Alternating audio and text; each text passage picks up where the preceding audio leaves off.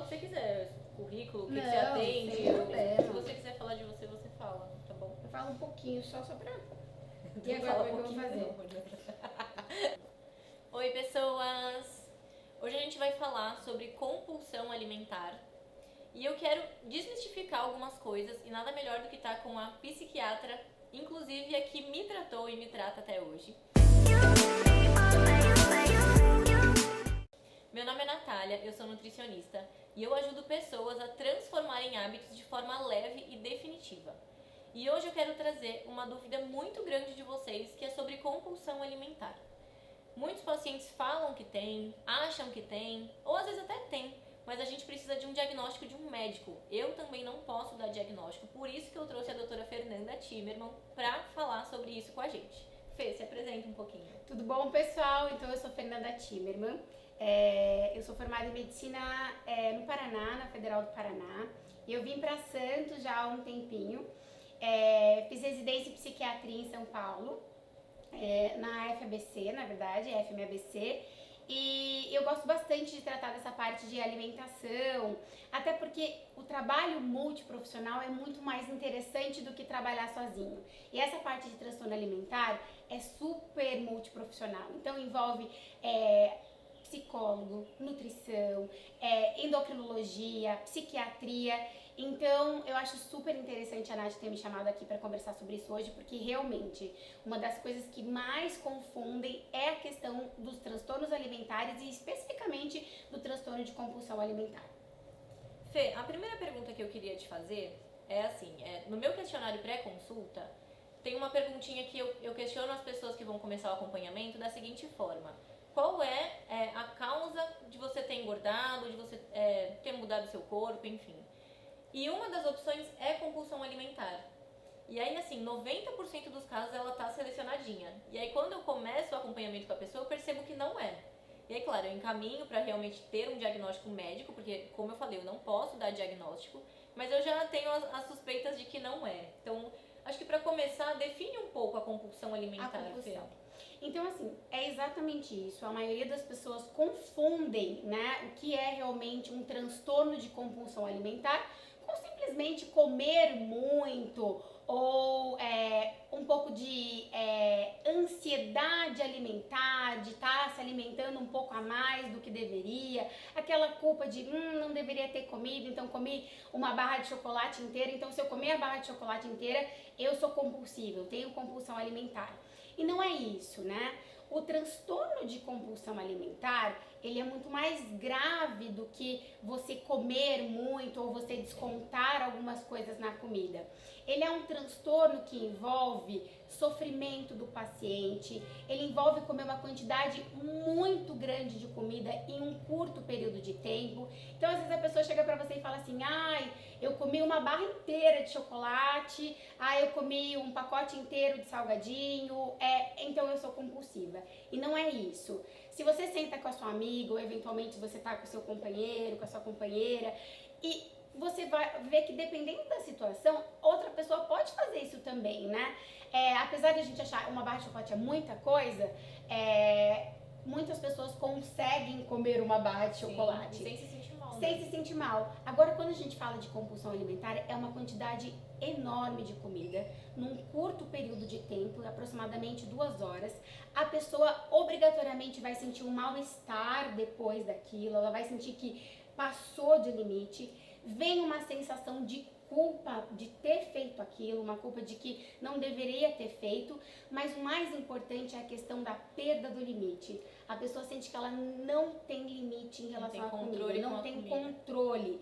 E é diferente do eventualmente, eu não consegui não comer só um pedacinho de chocolate, eu comi a barra toda. Né? Então é diferente, precisa ser avaliado, é uma avaliação que a gente vai ter que investigar o que o paciente tem, quais são os sintomas, é muito mais do que comer muito, né? É muito além disso. E como, aproveitando que você já falou, como que é esse diagnóstico? É um teste específico? Não? É através da consulta, da conversa? É através da conversa, é através da anamnese, a gente vai avaliar como isso acontece, a gente tem que descartar outros transtornos alimentares, porque, por exemplo, na bulimia, né, o pessoal já deve ter ouvido falar, também existe um comportamento de binge, né? De uma ingesta muito grande de comida, né? E daí nisso, teoricamente, é um episódio compulsivo alimentar. Mas qual que é a diferença, por exemplo, de um transtorno de compulsão de um transtorno de bulimia, né? Um transtorno bulímico? É que na bulimia existe um comportamento depois expurgatório da pessoa realmente se punir pelo aquele comportamento que ela teve. Já no transtorno alimentar, de compulsão alimentar, não existe uma tentativa de expurgar, mas existe um sofrimento, um arrependimento, mas a pessoa não vai, por exemplo, fazer uma dieta logo em seguida, de ficar sem comer, ou tomar um purgante, ou ir fazer atividade física, ou vomitar. Então a gente tem que avaliar como um todo. Basicamente é a anamnese, a gente vai investigar quando que isso começou, como que é, quanto tempo dura o episódio de compulsão. Até o meu caso, né, Fê? Eu cheguei pra você, eu mesma, eu sou nutricionista, eu trabalho com comportamento, eu cheguei pra Fê, Fê, eu acho que o meu caso é compulsão alimentar. E na verdade a compulsão era uma consequência, né, Era Fê? uma consequência. Eu descobri que eu tinha um transtorno que não era compulsão, que me levava a ter episódios compulsivos, Exato. né? Na compulsão alimentar, para eu dizer para o paciente tem um transtorno de compulsão alimentar, eu preciso ter certeza que ele não tem um outro quadro. Então, se ele não tem um quadro ansioso associado, um quadro depressivo associado, algum outro transtorno, até problemas de sono podem alterar a questão da alimentação. Então, é uma avaliação multi também. E eu vou tratar o transtorno de compulsão alimentar sozinha? De jeito nenhum, né? O psiquiatra que faz isso, ele está realmente errando no manejo do paciente. O paciente precisa ter um autoconhecimento, um autocontrole, e isso vai ser trabalhado com a nutrição, né? Dependendo do paciente, ele vai precisar às vezes de um acompanhamento endocrinológico e também um acompanhamento psicológico, com certeza. Fê, e quais são os primeiros sintomas, assim, sinais que a pessoa tem que prestar atenção e procurar um médico ou procurar um nutricionista que vai encaminhar para um médico? Quando ele come e teve aquele episódio e ele percebeu que passou realmente do limite e está passando mal, né? Então, assim, existe uma frequência nisso, né?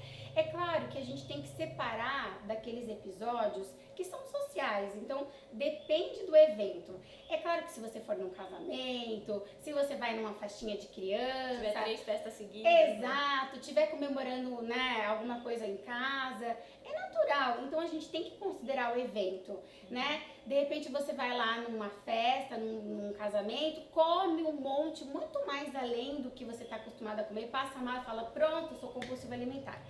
Né? O contexto que o paciente está inserido também conta muito. E geralmente no episódio de compulsão alimentar, o paciente ele tem culpa muito disso. Então muitas vezes o paciente come escondido, porque ele se sente culpado do que acontece. Então ele vai lá e come uma grande quantidade e ele não quer que as outras pessoas observem, porque ele se sente envergonhado. Com medo do julgamento do também, julgamento, né? Tipo assim, nossa, né, se olharem a quantidade que eu comi, vão se assustar. E geralmente não é, como eu falei, uma barra inteira de chocolate. Tá aqui, ó. Agora foi no cabelo, agora oh, meu Deus. E quando eu falo assim, a gente sempre cita o exemplo da barra de chocolate, porque você deve receber isso. Gente, eu sentei e eu comi a barra de chocolate inteira, a caixa de chocolate inteira, a pizza inteira, né? Sim. Que já é bastante coisa. Mas muitas vezes é muito além disso. É a barra, é a pizza, é sorvete. E não para. E não para. E não necessariamente são coisas agradáveis ao paladar. Às vezes o paciente, quando ele entra naquele episódio compulsivo, é o que tiver, né? Ah, doutora, mas então, e se eu como só besteira e eventualmente não como salada?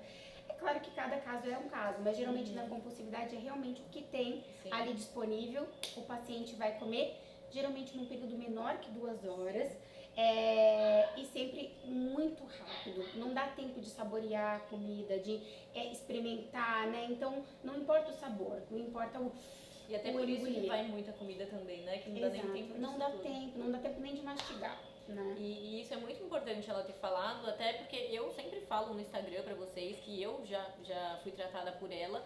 E isso do julgamento é surreal, porque eu sou nutricionista, então imagina, hoje eu falo super bem sobre isso, mas eu tinha vergonha. Pra ela eu fui super acanhada e falei, eu sou nutricionista e eu não tenho controle com a comida.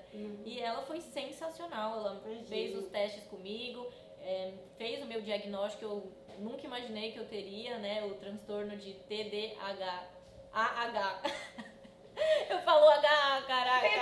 Tem problema. Transtornos de déficit de atenção e hiperatividade. Acertei agora. É isso aí.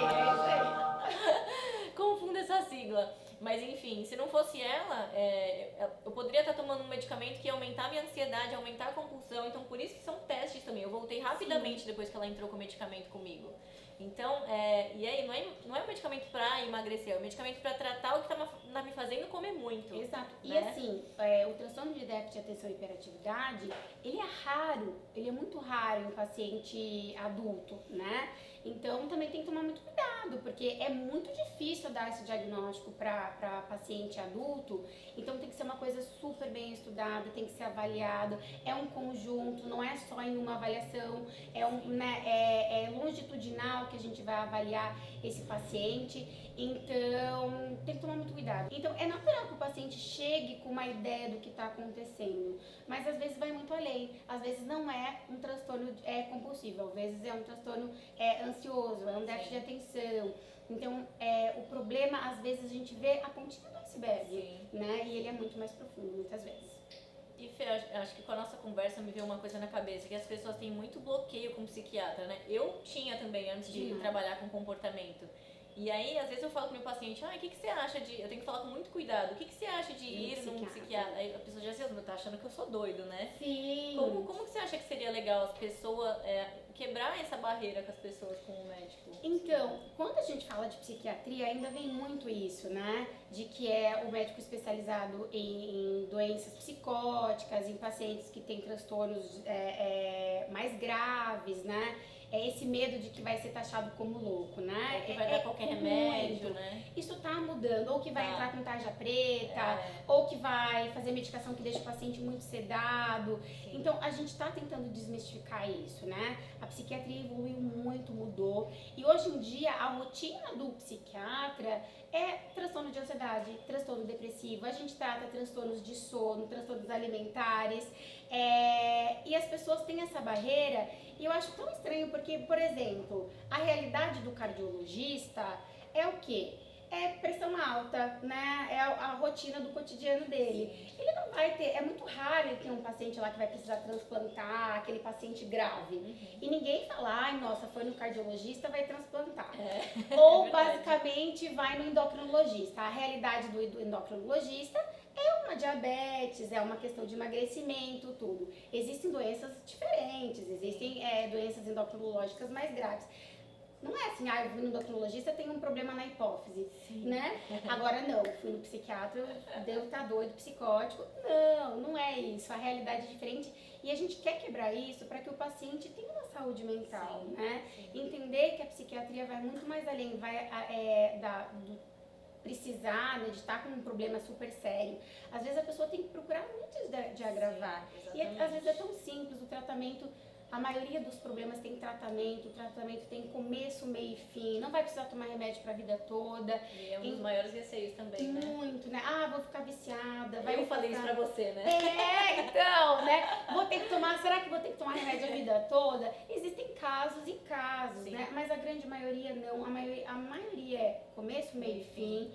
A maioria dos pacientes, às vezes, não precisam de medicação, eles acham que o psiquiatra vai passar remédio, mas muitas vezes, psicólogo, nutricionista, né, endocrinologista, envolve exames, então o psiquiatra ele tem que ver como é que está a saúde do paciente. Existem muitas doenças clínicas que se confundem com doenças psiquiátricas, os sintomas, então vai muito além de tomar remédio tarja preta, Rivotril, não é só isso. Bom, olha só quanto conteúdo importante a Fê tá trazendo pra gente, pra tirar da cabeça de vocês quanto a psiquiatria é um bom caminho, quanto você tá confundindo a compulsão e você tá se autodiagnosticando. Então, se você já tá gostando, curte esse canal, se inscreve no canal, curte esse vídeo e isso vai fazer com que o meu canal cresça e ajude muito mais pessoas, tá? E pra gente finalizar, eu quero que você aborde um pouquinho, Fê, o que você acha que está causando mais a compulsão ou as pessoas confundirem aí a compulsão? A pessoa está comendo mais, mesmo que não seja uma compulsão. As pessoas, então, é exatamente isso. Agora, por conta da pandemia, aumentou muito a procura do psiquiatra, falando assim, eu estou com compulsão, né? Estou compulsiva, estou comendo demais, eu tenho transtorno de compulsão alimentar. Por que as pessoas estão tendo mais isso? O estresse, ele realmente é um dos gatilhos, né, que podem desencadear o transtorno de compulsão alimentar. Né, o aumento de cortisol faz com que a pessoa acabe ficando mais estressada, isso de alguma forma, né, desencadeia um desequilíbrio e a pessoa pode desenvolver. Mas na grande maioria é simplesmente relacionada a uma mudança da rotina da pessoa. Né? Então essa mudança da rotina que a pandemia causou fez com que as pessoas ficassem mais em casa e acaba que mudanças de rotina a pessoa vai procurar formas de se manter ocupada. E que é a forma mais comum de se manter ocupada do que mastigando, né? Manter a boca ocupada. E acho que até porque a pandemia tirou muitos outros prazeres da vida das pessoas, Exato. né? Então antes a pessoa podia caminhar, podia sair, encontrar os amigos. Então, beleza, vou caminhar né, no shopping, na praia. Então, beleza, ela até pode comer, passar ali no McDonald's, alguma coisa, mas no meio tempo ela estava fazendo outras atividades, encontrando pessoas. O foco não era só a comida, né? Agora tá em casa. E daí em casa a pessoa precisa recriar hábitos, né? E a geladeira tá ali a 2, 3 passos, né? Então é muito importante que a pessoa se observe. Agora, se a pessoa realmente acha que tem um transtorno, se ela se identifica com algumas coisas que a gente falou, não tenha receio de procurar um profissional que trate disso. Então, o psicólogo consegue identificar um transtorno de compulsão alimentar, o nutricionista consegue identificar. A Nath falou, né? É o psiquiatra que faz o diagnóstico, mas se você procurar um nutricionista, um profissional que saiba identificar, se ele identificar que é algo patológico, ele mesmo vai falar, olha, eu acho que vale a pena um acompanhamento conjunto com o psiquiatra. E se ele identificar que não é patológico, que é algo natural, reativo e que consegue tratar com rotinas alimentares, ele mesmo vai dar seguimento no tratamento. Sim, tem muitos pacientes que eu identifiquei que era pelos sintomas e pelos relatos e que não precisei te encaminhar e já foi tudo bem, né? Então cada caso é um caso, Exatamente. Por isso que precisa procurar o profissional, Nem né? todo paciente, mesmo o paciente que tem transtorno de compulsividade alimentar, é um diagnóstico teoricamente psiquiátrico, mas o tratamento não necessariamente vai ser medicamentoso, né? 90% dos pacientes respondem com tratamento nutricional, né, com nutricionista e com psicoterapia, né? A medicação vai ser sempre em último caso, em casos muito específicos. Legal, Fê. Beleza? Muitíssimo obrigada por ter vindo. Agradeço, foi muito um especial, prazer. foi muito bom esse vídeo. Até eu aprendi mais ainda com ela. Imagina! Quero agradecer de verdade e agradecer vocês por terem ficado aqui até o final. De novo, peço, se você ainda não curtiu esse vídeo, curte, se inscreve no canal que ela vai estar aqui mais vezes, com certeza, para trazer o melhor para vocês sempre. Um beijo para vocês. Tchau, gente. Prazer.